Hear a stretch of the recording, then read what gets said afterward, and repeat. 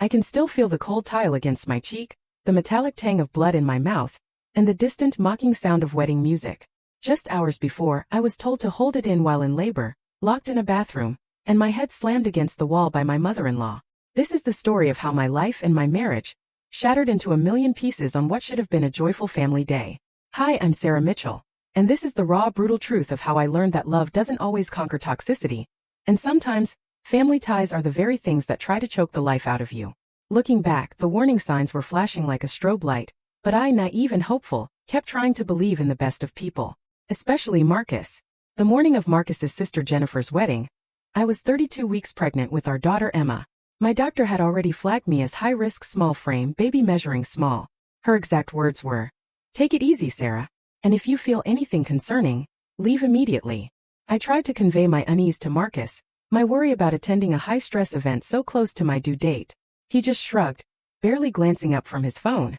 "My sister would never forgive us if we missed her wedding," he'd muttered. "Mom already thinks you're trying to make everything about yourself." That comment, so casually delivered, should have been a siren, a blaring alarm for what was to come.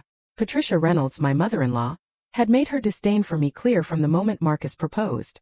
I was a high school English teacher from a perfectly normal middle-class background. Patricia, however, had married into what she called old money, an exclusive world where she reigned as self-proclaimed society royalty. Jennifer, her precious daughter, was marrying a hedge fund manager, and Patricia had planned this wedding like it was a coronation, not a celebration of love.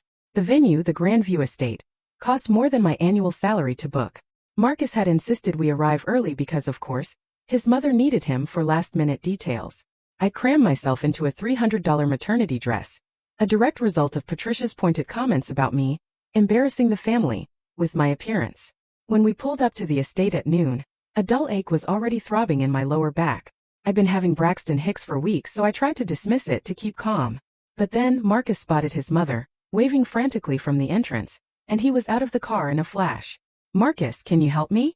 I called out, wrestling with my seatbelt, my swollen belly a cumbersome obstacle. He paused, an almost imperceptible flicker of irritation crossing his face. "Mom needs me, Sarah. You're not helpless. Just take your time."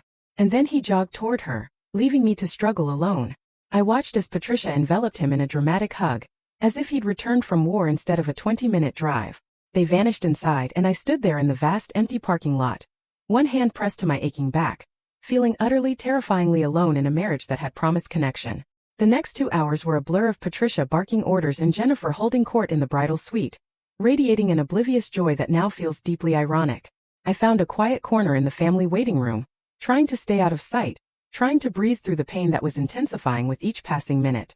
The backache was radiating around to my abdomen now, coming in waves. I pulled out my phone, timing them, 20 minutes apart, then 15, then 12. My heart began to pound a frantic rhythm. Around 1:30, I finally found Marcus in the hallway outside the bridal suite. He was holding Jennifer's veil, treating it with a reverence he hadn't shown me in weeks. "Marcus, I think something might be happening," I whispered, desperate not to cause a scene, to be gentle. "The contractions are getting closer together." He barely spared me a glance. "You've been having those fake contractions for weeks, Sarah. The wedding starts in 30 minutes. Can you please just push through?" The dismissiveness, the casual cruelty, it cut me deeper than any pain. "I don't think these are fake," I insisted, my voice rising a little despite myself. "They're different, more intense." And just like a demon summoned by the scent of disruption, Patricia appeared from the bridal suite. "What's going on? Why are you bothering Marcus? My daughter needs him right now." My heart was racing, my breath catching in my throat. "I'm having contractions," I explained, trying to sound calm, rational. "They're getting closer. I'm concerned about the baby." Patricia's eyes went cold, hard as glass. "Jennifer's wedding happens once in a lifetime. You can have contractions anywhere, anytime. Do not make this day about you." The rage, the sheer audacity was suffocating. "I'm not trying to make anything about me," I protested, tears of frustration stinging my eyes. "I'm worried about the baby." "The baby will be fine," Patricia snapped, waving me away. "You're not due for 3 more weeks. Stop being dramatic and sit down somewhere quiet. Marcus, come help your sister with her veil." Marcus wouldn't even meet my eyes. He just turned, a blank, passive expression on his face, and followed his mother back into the bridal suite. I stood there, leaning against the cool wall, another contraction seizing my body, forcing a sharp, ragged gasp from my lips. This one was stronger, demanding attention. I stumbled back to the waiting room, fumbling for my phone trying to call my own mother. But she was on a cruise somewhere in the Caribbean with spotty cell service. Voicemail. I'd never felt so utterly, terrifyingly alone. The ceremony was starting. I could hear the string quartet, the prelude to a joyous occasion I was clearly not meant to be a part of. I pushed myself up, determined to at least make it to the hall. Maybe, just maybe, if I showed my face, Marcus would take me to the hospital afterward. I made it to the entrance of the grand hall just as the wedding party was lining up, a kaleidoscope of beautiful dresses and hopeful smiles. And then the pain hit me. It was a freight train, a tidal wave, a force so sudden and overwhelming that my knees buckled. I reached for the doorframe, missed, and crumpled to the ground. My vision swam with spots, and through the haze I felt a warm gush. My water had broken. Through the white-hot agony, I heard Patricia's voice, sharp and commanding. Marcus, where do you think you're going? Your sister needs you. She's about to walk down the aisle. I tried to call out to him, to scream his name, but no words came, just a strangled gasp. The pain consumed everything.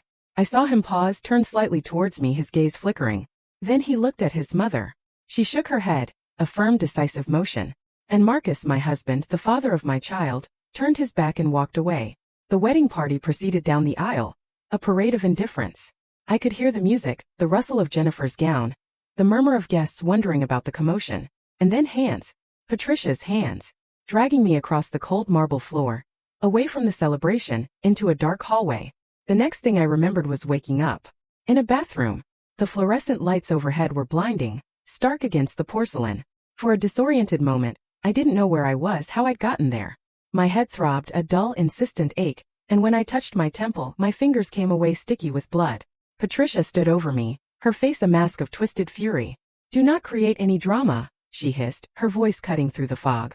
Hold it in until the marriage is over. I can't, I gasped, another contraction ripping through me, forcing me to curl into a fetal position. Please, I need to go to the hospital. The baby will be fine, Patricia spat, her voice laced with venom. You're doing this on purpose, aren't you? You couldn't stand that Jennifer was having her perfect day. So you had to find a way to steal the attention. Through the partially open bathroom door, I could see guests filing into the hall, a glimpse of Marcus at the altar, standing next to Alex, Jennifer's groom. He was looking straight ahead, his face impassive. Marcus! I tried to shout, but it came out as barely more than a whimpering croak. Marcus, please. Patricia's smile, terrifying in its sweetness, spread across her face. He only does what I say. Stop your measly act. Before I could even process the words, her hand shot out, grabbing a fistful of my hair. The pain was immediate, sharp, momentarily eclipsing the contractions. She yanked my head back, her face inches from mine, eyes burning with malice. Just because you're pregnant doesn't mean you can steal my daughter's spotlight and ruin her special day. And then she slammed my head against the tile wall. An explosion of pain. My vision went dark at the edges. I heard the click of the lock, the cold finality of it. Then, nothing but agony and the distant, muffled strains of wedding music. I don't know how long I was in that bathroom. Time lost all meaning, measured only by the relentless waves of agony. I drifted in and out of consciousness, my body doing what it needed to do, whether I was aware or not. At some point, I heard voices outside the door, muffled inquiries about whether the bathroom was occupied. I tried to call for help, but only weak moans escaped my lips. The ceremony, the reception, everything must have proceeded without interruption. I later learned that Patricia had told the venue coordinator I was handling a wardrobe malfunction, and would rejoin the reception shortly. The coordinator, overwhelmed by a 300-person event, hadn't questioned it. It was a member of the catering staff who finally found me. She'd noticed blood seeping under the bathroom door during cocktail hour, nearly 2 agonizing hours after I'd been locked inside. She called 911 immediately, then got the venue manager to break down the door. The paramedics told me later that I was barely conscious when they arrived, hemorrhaging badly. My daughter had been born in that locked bathroom, premature, without proper medical attention for at least 20 minutes. They rushed us both to St. Mary's Hospital, lights and sirens screaming, slicing through what should have been Jennifer's perfect reception. I woke up in a hospital room, bright lights, steady beeps of monitors. A nurse was checking my vitals, her face carefully neutral. Where's my baby? Those were the first words out of my mouth, a desperate, clawing panic in my chest. Your daughter is in the NICU, the nurse said gently. She was born at 32 weeks, weighing 3 pounds 2 ounces. She came early and small, and there were complications from the delayed medical care, but she's a fighter. My heart was tearing itself apart. The doctor will be in soon. I tried to sit up, but a fresh wave of pain lanced through my head and abdomen. The nurse eased me back down. You have a severe concussion, a fractured cheekbone, significant hemorrhaging from the delivery, and some pretty substantial injuries. You needed an emergency blood transfusion. You need to stay still." Then Patricia appeared in the doorway, her makeup perfect, still in her mother-of-the-bride dress. The sight of her made my stomach churn. "Sarah, darling," she said, her voice dripping with false concern. "Thank God you're awake. We've been so worried." The nurse glanced between us, something unreadable in her expression. "I'll give you a moment," she said, though I noticed she lingered just outside the partially open door. Patricia moved closer to my bed, and I instinctively tried to shrink away. She held up her hands in a placating gesture. "Please, let's not make this worse than it is. You fell at the wedding. These things happen. There's no need to involve the authorities or make accusations that could tear this family apart." I stared at her, unable to believe what I was hearing. "You locked me in a bathroom while I was in labor." I finally managed to croak, my voice raw. "You slammed my head against a wall. You were hysterical," Patricia said smoothly, a master manipulator. "You needed a moment to calm down. I was trying to help you, and you accidentally hit your head when you slipped. The bathroom floors were wet. The lies, the gaslighting, it was sickening." "That's not what happened," I said, my voice shaking with a mixture of rage and fear. "Who do you think people will believe?" Patricia leaned in closer, her voice dropping to a whisper. "A well-respected member of this community? Or a woman who's clearly dealing with pregnancy hormones and stress? Marcus will back me up. Jennifer will back me up. You'll destroy your marriage and your daughter's relationship with her father's family over nothing." "Get out," I said, my voice barely audible. "Sarah, please be reasonable. Get out." This time I screamed it, a primal sound of pure fury. The nurse rushed back in, followed by a security guard I hadn't noticed. "Ma'am, you need to leave," the nurse said firmly to Patricia. Patricia's mask slipped for just a moment, pure hatred flashing in her eyes before she smoothed it away. "Of course. I can see Sarah needs her rest. I'll come back when she's feeling more herself." After she left, the nurse squeezed my hand. "Honey, do you want me to call someone? The police? A social worker?" I closed my eyes, tears streaming down my face. "I don't know. I just want to see my baby." Emma was still in the NICU, tiny and fragile. 3 pounds 2 ounces, 8 weeks premature. Her lungs were underdeveloped, and she was on respiratory support. The neonatologist explained she'd likely be there for at least 2 months, possibly longer. Meanwhile, I was recovering from a severe concussion, a fractured cheekbone, extensive bruising, and the blood transfusion. Marcus finally showed up around 8 that evening, still in his tuxedo. He looked exhausted and infuriatingly annoyed. "This is a disaster," were his first words to me. "You completely ruined Jennifer's wedding. Do you have any idea how humiliating this was?" The ambulance showed up right in the middle of the reception. I couldn't speak. I literally couldn't form words in response to the absolute callousness of his statement. "Mom explained what happened," he continued, oblivious. "You had a panic attack and fell. She tried to help you calm down and you lost it. The doctors are saying it's hormones and stress. We can get through this, but you need to apologize to Jennifer and to Mom. My mother assaulted me." I finally managed to say, the words tasting like ash in my mouth, "while I was in labor." Marcus rolled his eyes. "You're being dramatic. Mom would never do something like that. You're confused because of the concussion. The doctors even said head injuries can cause false memories." "Where were you?" I asked, my voice breaking, weak and trembling. "I was calling for you. I needed you and you just kept walking." "I was standing up for my sister on her wedding day," Marcus said, as if this explained everything, as if it justified every horrifying moment. "You could have waited a few hours. Women have been giving birth for thousands of years. It's not that complicated." Something inside me shattered in that moment. Looking at this man whom I'd loved enough to marry, whom I'd created a child with, I saw a stranger. Worse than a stranger. I saw someone who would choose his mother's approval over my safety, over our daughter's well-being. "Get out," I said quietly, the last vestiges of my hope for him dying. "Sarah, get out of this room right now, or I'm calling security." Marcus left. I spent the rest of the night crying, clutching my phone, staring at the photo the NICU nurse had taken of Emma in her incubator. She was so tiny, so helpless, and I'd failed to protect her from the very people who should have loved her unconditionally. The next morning, a hospital social worker named Diane visited me. She was a woman in her 50s, with kind eyes and a no-nonsense demeanor. "Sarah, the medical staff has some concerns about the injuries you sustained," Diane said gently. "Your chart indicates trauma inconsistent with a simple fall. There's bruising on your scalp consistent with hair pulling, and the impact to your head appears to have been forceful. Would you like to tell me what really happened?" I broke down and the whole horrible story poured out. Patricia's cruelty, Marcus's willful blindness, the attack, Emma's birth. Diane listened, taking careful notes. I want to press charges, I said when I'd finished, a fierce protective fire kindling in my chest. But I'm terrified. His family has money and connections. What if they take Emma away from me? What if no one believes me? Diane squeezed my hand. First, let's make sure you and your daughter are safe. Then we'll deal with the legal aspects. But Sarah, what happened to you is assault. It endangered your life and your baby's life. That's not something you have to tolerate, regardless of who the perpetrator is. Over the next 48 hours, Diane helped me navigate filing a police report. The hospital provided detailed medical documentation of my injuries. The police interviewed the catering staff member who found me, and they pulled security footage from the hallway that chillingly showed Patricia dragging my semi-conscious body into the bathroom. It documented the locked door and the timeline, nearly 2 hours I'd been trapped in active labor. Patricia showed up at the hospital on the third day, just as the police were finishing taking my formal statement. Her lawyer was with her, an expensive-looking man in a three-piece suit. Security had been alerted this time, and they called Detective Morrison before allowing her upstairs.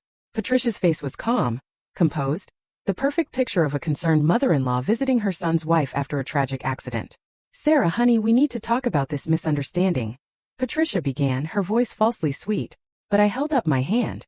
Detective Morrison has heard my full statement, I said, gesturing to the officer standing beside my bed, complete with medical evidence and witness testimony. Patricia's face went pale. You can't be serious. After everything this family has done for you. You mean after you assaulted me while I was in labor and endangered my daughter's life? I cut her off, my voice steady though my heart was pounding. That's what you've done for me?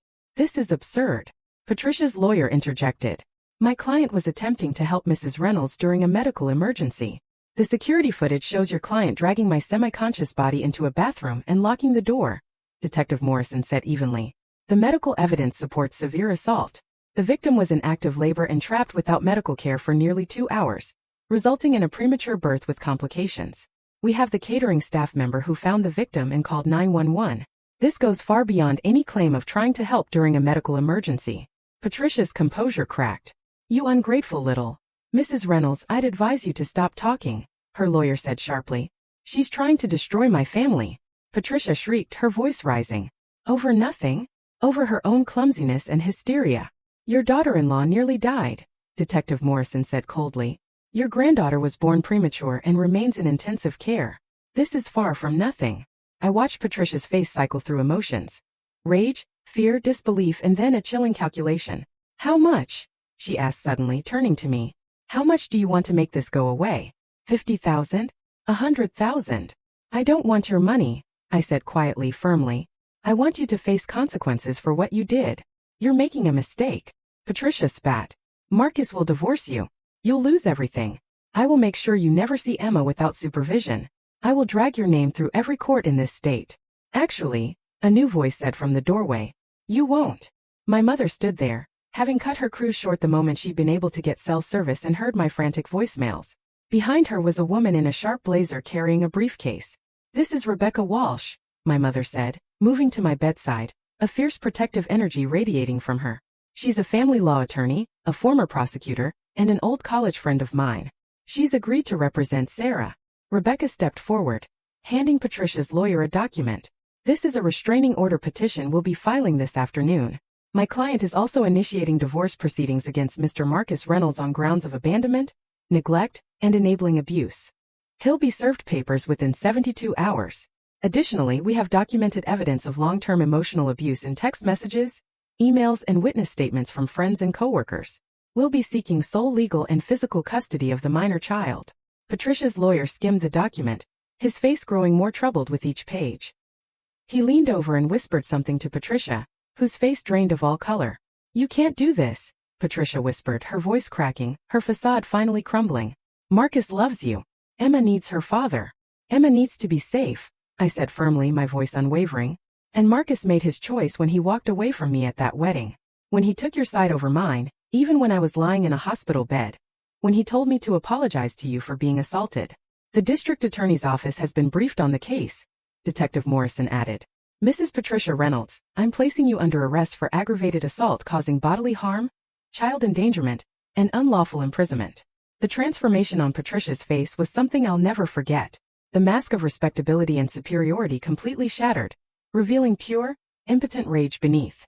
As the detective read her rights and placed her in handcuffs, she screamed at me. "You've destroyed everything. Jennifer's marriage is ruined. The whole community knows. This family will never forgive you." "Good," I said simply, a cold satisfaction settling in my chest. "I don't want forgiveness from people who think your behavior was acceptable." As they led Patricia away, still shrieking threats and insults, Rebecca sat down beside my bed. "Sarah, I need you to understand what you're facing. This is going to be a fight. They'll try to paint you as unstable, as vindictive. They'll use your postpartum condition against you. Are you absolutely sure you want to go through with this?" I looked at the photo of Emma on my phone, her tiny perfect face surrounded by tubes and wires. "I'm sure," I said, a fierce, unwavering resolve hardening my voice. "If I don't fight back now, what kind of example am I setting for my daughter? That it's okay to let people hurt you if they're family? That money and status mean you don't have to face consequences? No. I'm done being silent." The weeks following my police report were some of the darkest of my life. Marcus, choosing sides in the most definitive way possible, moved back in with Patricia. He hired his own attorney, someone from the same powerful firm as Patricia's lawyer, and they began a coordinated campaign to discredit me before charges were even formally filed. The first salvo came through social media. Jennifer posted a carefully worded statement about how a family medical emergency had disrupted her wedding, praying for peace and healing. The comments section filled with friends and extended family expressing sympathy for her ruined day, with several openly speculating that I'd faked going into labor for attention. Then came the character assassination. Anonymous posts started appearing on local parent forums and community Facebook groups, describing me as an unstable new mother who'd become obsessed with blaming others for her own medical complications. Someone leaked my personal cell phone number, and I started receiving threatening calls and text messages. "Baby killer," one message read. "You're lying about a good woman to cover up your own inadequacy as a mother." My principal, Dr. Hendricks, called me into his office. I was on maternity leave, but the school board had received several complaints from parents demanding I be fired for moral turpitude. Dr. Hendricks assured me my job was secure, but suggested I might want to consider transferring to a different district once things settled down. The stress affected my milk supply. I'd been pumping religiously for Emma in the NICU, but the constant anxiety and lack of sleep caused my production to plummet. The guilt I felt was crushing. Patricia had already taken so much from me. My sense of safety, my marriage, my belief that family meant something sacred. Now, she was even affecting my ability to nourish my own daughter. Rebecca worked tirelessly to build our case, but she warned me repeatedly about what we were up against. The Reynolds family has contributed significantly to the district attorney's re-election campaigns, she explained during one of our strategy sessions. They've donated to the Police Benevolent Association. Patricia serves on the board of 3 major charities.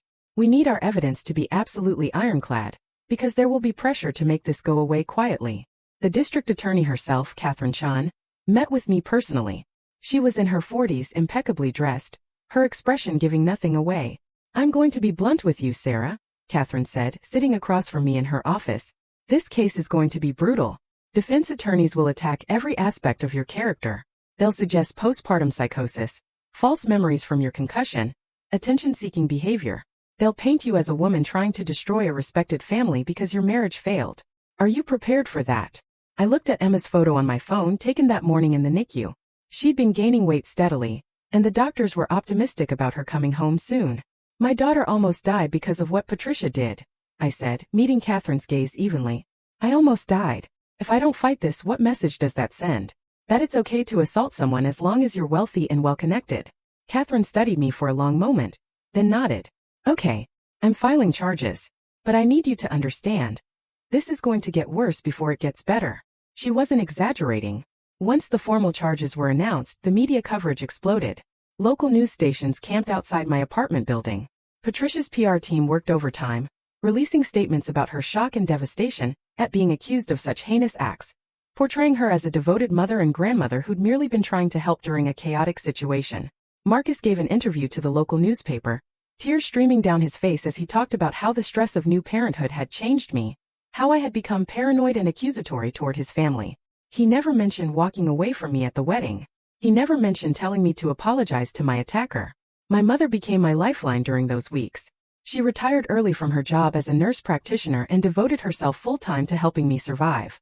She accompanied me to every legal meeting, helped me filter the constant barrage of negative attention, and spent hours in the NICU with Emma, so I could handle the legal necessities without leaving my daughter alone. By the way, if you're still with me, make sure to hit subscribe, because unbelievable stories like this They keep happening and I'll keep sharing them. 6 weeks after I'd filed charges, Daniel, Marcus's younger brother, reached out to me. We met at a coffee shop across town, somewhere we were less likely to be recognized. He looked nervous, constantly checking over his shoulder. I have recordings, he said without preamble. Of Mom. Years worth of recordings. I started documenting her behavior when I was in high school because I needed proof that I wasn't crazy, that the things she said and did were real. I consulted with a lawyer. We're in a one-party consent state, so they're legal. He pulled out a small digital recorder and a flash drive. There's stuff on here about you. About how she planned to make you feel unwelcome in the family. About how she was furious that Marcus got you pregnant because it meant you'd be connected to the family permanently. About how she saw Jennifer's wedding as an opportunity to put you in your place. I felt sick listening to the clips he played for me. Patricia's voice, recorded over family dinners and private conversations Daniel had secretly captured, revealed a woman obsessed with control and status. She referred to me as that teacher girl with undisguised contempt. She discussed strategies for undermining my relationship with Marcus, for ensuring I never felt truly accepted. In one particularly chilling recording from 3 months before the wedding, Patricia was talking to Jennifer about the event. If Sarah is still pregnant by then, make sure Marcus understands his priorities, Patricia said. Your wedding day is about you and Alex, not about some baby that isn't even born yet. Marcus needs to remember that his sister comes first. Daniel looked haunted as he handed me the flash drive. I'm testifying, he said, his voice firm. I don't care what it costs me. What Mom did to you is evil, and Marcus enabled it by being too weak to stand up to her.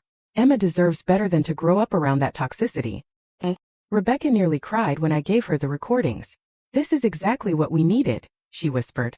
This establishes premeditation. Establishes a pattern of hostility. The defense can't claim this was a panicked response to an emergency situation, when we have proof your mother-in-law deliberately created a hostile environment for months. The trial began 11 months after the incident. Patricia's legal team was exactly as ruthless as I'd feared. They dragged up every mistake I'd ever made, painted me as an attention seeker who'd fabricated a medical emergency to ruin a wedding.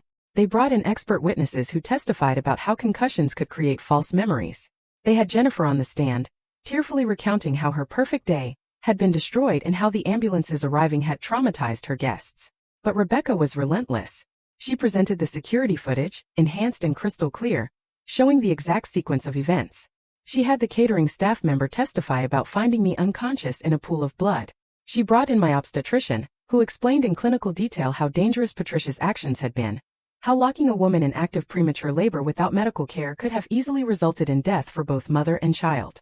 She presented text messages between Marcus and Patricia, showing a pattern of Patricia manipulating her son and expressing hostility toward me. The most damning evidence came from an unexpected source. Marcus's younger brother Daniel, whom I'd barely known during my marriage. He came forward with the recordings.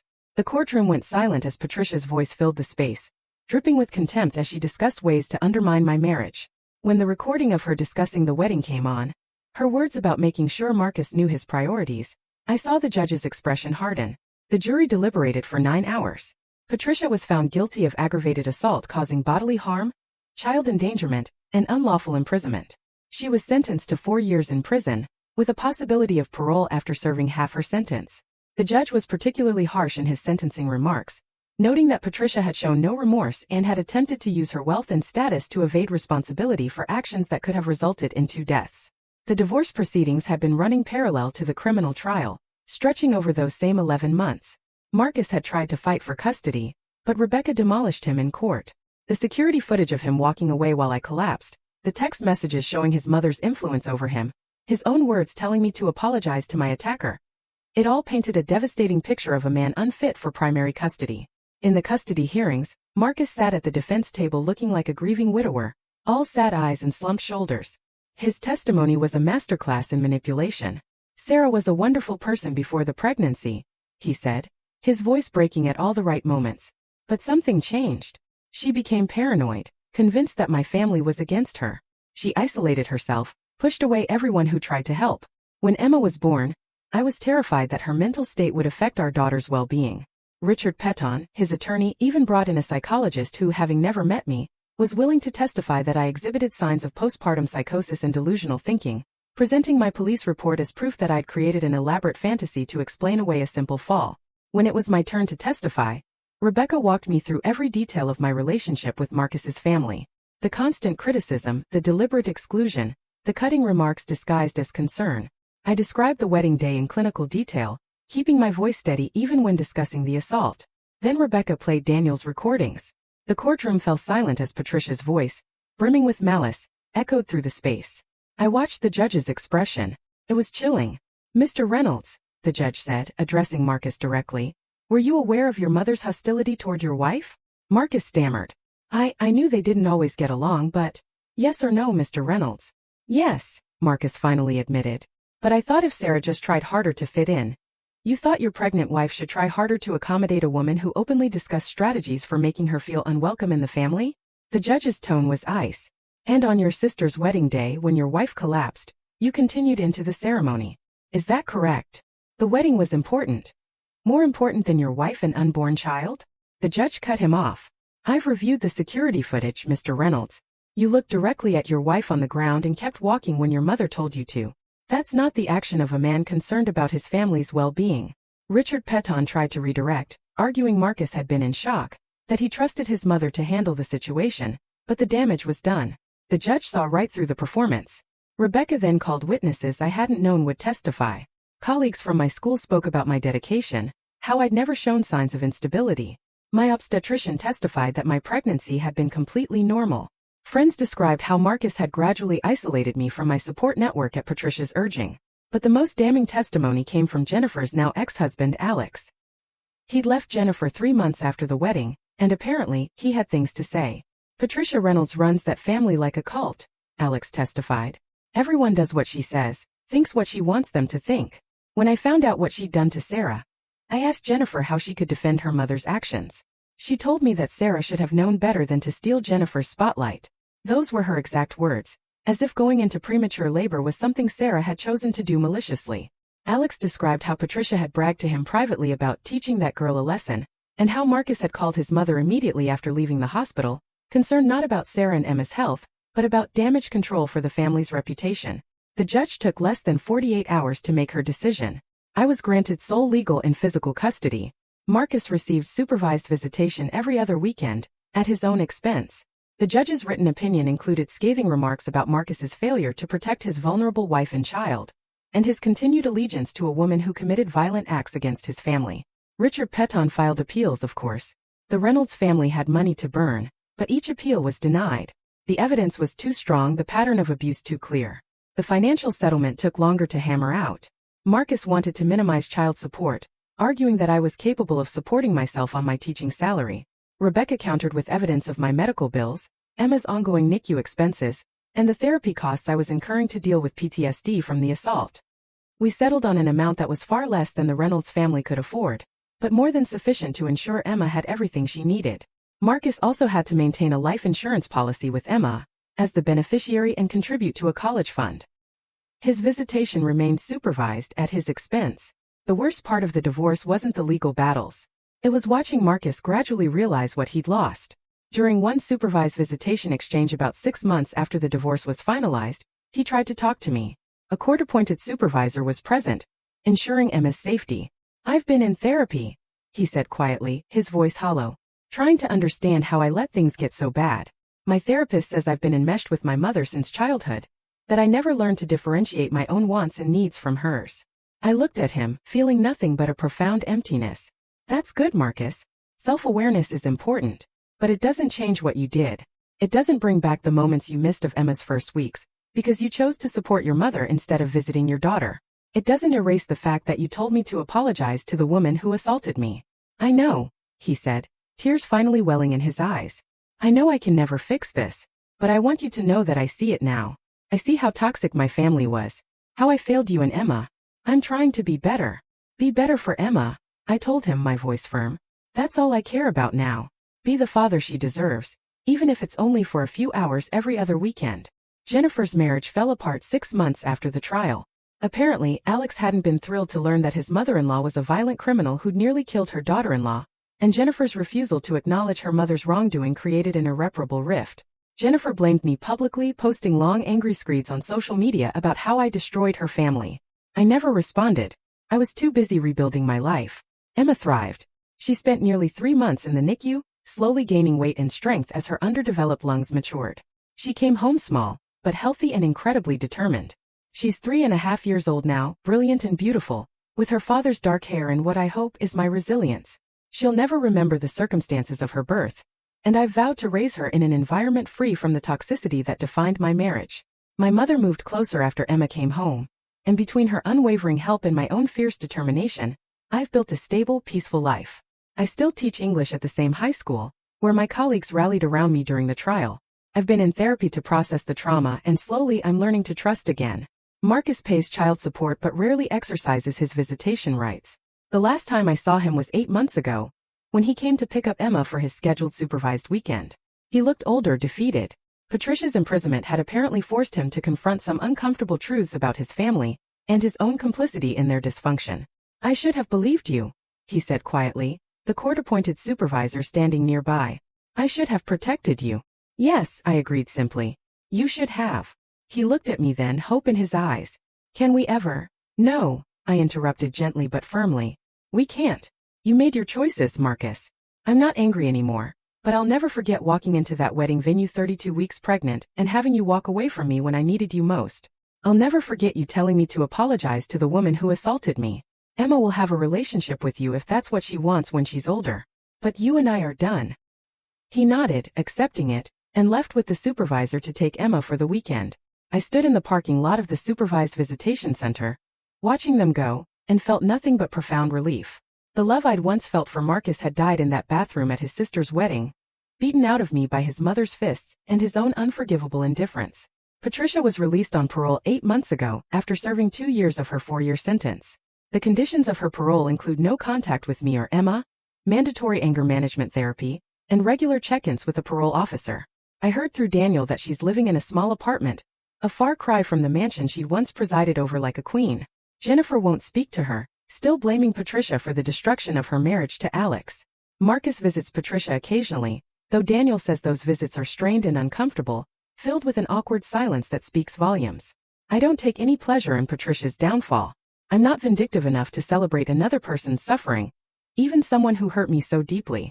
But I am grateful for justice. I'm grateful that the system worked, that wealth and connections couldn't completely override evidence and truth. I'm grateful that my daughter will grow up knowing her mother fought back when someone tried to silence her. Sometimes people ask me if I regret pressing charges, if I think it was worth tearing apart a family. My answer is always the same. I didn't tear anything apart. Patricia's actions did that. I simply refused to stay silent and let those actions be swept under the rug in the name of family unity. Emma is napping right now as I finish writing this, her small chest rising and falling peacefully. She has no idea that her birth was traumatic, that her grandmother is a convicted felon, that her father chose his sister's wedding over her safe arrival into this world. She just knows she's loved, protected, and valued. That's all that matters. Tell me, if you were in my shoes, what would you have done? And have you ever had to choose between family loyalty and your own well-being? Let me know in the comments below. I really want to hear what you think.